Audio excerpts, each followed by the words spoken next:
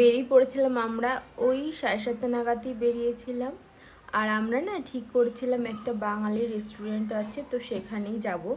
কিন্তু সেখানের menu card Suman check করে দেখে যে এত হাই প্রাইস, তো সেটা আমরা ক্যান্সেল করে আমরা সোজা চলে গেলাম বারবিকিউ নেশনে। এটা আমরা দুপুর নাগাদে ঠিক করেছিলাম, তো আগে থেকে আমরা টেবিল বুক করে নিয়েছিলাম।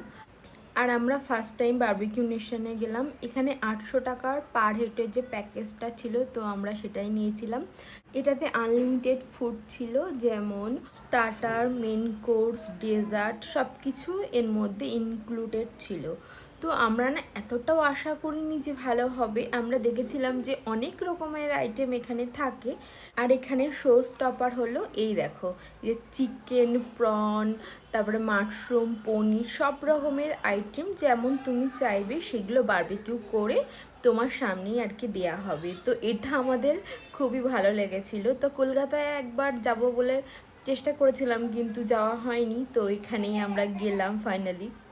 আর আমি যে রেস্টুরেন্টে যাই না কেন, ক্রিস্পি কর্নটা আমি খুঁজি, কারণ ক্রিস্পি কর্ন আমার খেতে খুবই ভালো লাগে। আর বাবু দেখছিলাম এটাই একটু খাচ্ছিল, কারণ চিকেনগুলো একটু ঝাল ছিল তো ও খেতে পাচ্ছিল না।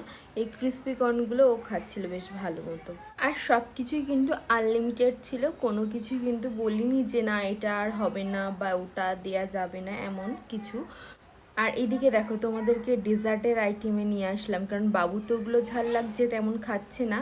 তো ওকে ভাবলাম যে কিছু কেক টেক আমি এনে দিই। তো ডেজার্টে কত রকমের শুধু ভ্যারাইটি ছিল, দেখো আমি তো ডেজার্ট দেখেই মাথা খারাপ হয়ে গেছে। তো বাবুর জন্য বেশ কিছু কেক আমি এনে দিলাম, দেখি ও খায় কিনা। আর প্রত্যেকটা জিনিস খেতে যে এত টেস্টি ছিল আর এত ভালো ছিল না, কি বলবো। এই পেস্ট্রিগুলো যে এত সফট ছিল, তো আমি আর সুমন দুজনেই ট্রাই করলাম। আর এদিকে দেখো একটা বাচ্চা খালি পায়ে দৌড়ে যাচ্ছে, তো সেটা আমি একটু ভিডিওতে নিয়ে নিয়েছিলাম। আর এরপরে আমি চলে গেছিলাম পানিপুরি আনতে, কারণ একজন দেখলাম পানিপুরি নিয়ে যাচ্ছে। তো ভাবলাম এখানের পানিপুরিটা ট্রাই করে দেখা যাক যে কেমন খেতে হয়। আর ওখানে গিয়ে জানো তো দেখলাম প্রচুর বাঙালি আছে, মানে এখানে একজন কাজ করে বাঙালি, তার সাথেও আমাদের পরিচয় হলো।